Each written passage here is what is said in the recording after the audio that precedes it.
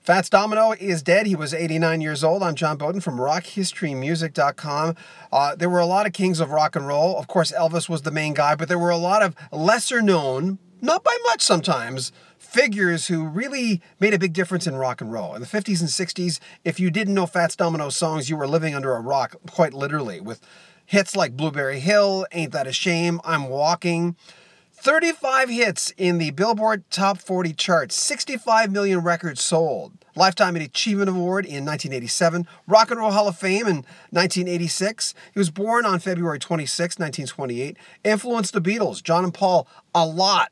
Lady Madonna was Paul's attempt at sounding like Fats Domino. John Lennon recorded Ain't That a Shame on his rock and roll album. But they went on and on throughout the years on how big Fats Domino was an influence for them. And the thing about Fats, he performed quite late into his life. I mean, have you ever wondered, you ever look at the paper and go, Fats Domino, A, is still alive and B, still performing?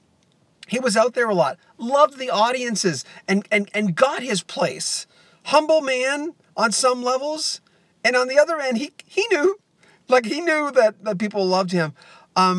I worked at a radio station when I first moved to Vancouver called 14C Fun. They're a legendary AM station in Vancouver. And I remember knowing, the bundle, just a few of the hits. And it wasn't until I worked there that I got to know older rock and roll, because that's what we played. We played things going way back to the 50s onward to the present day. And I remember every time I put in a song, I'd go, oh yeah, like anybody else who was not raised in that at that time, I'd go, oh, I love this song. Oh, that's him again. And there'd be another song, and I'd go, oh, that's Fats Domino. I was, I think, maybe 29 when I first moved there, and I was ashamed that I didn't know more of his songs. So when that happens, and you know this, you go back and listen to the older tunes and realize, like, whoa, how much of an influence he really had in the history of rock and roll. One that will be missed. Love that New Orleans, because that's where he was born.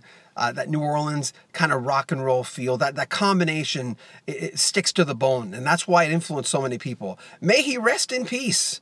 Fats Domino, dead at 89. I'm John Beaudin. Make sure you share our videos, comment on our videos, and subscribe to our channel. Take good care of yourself.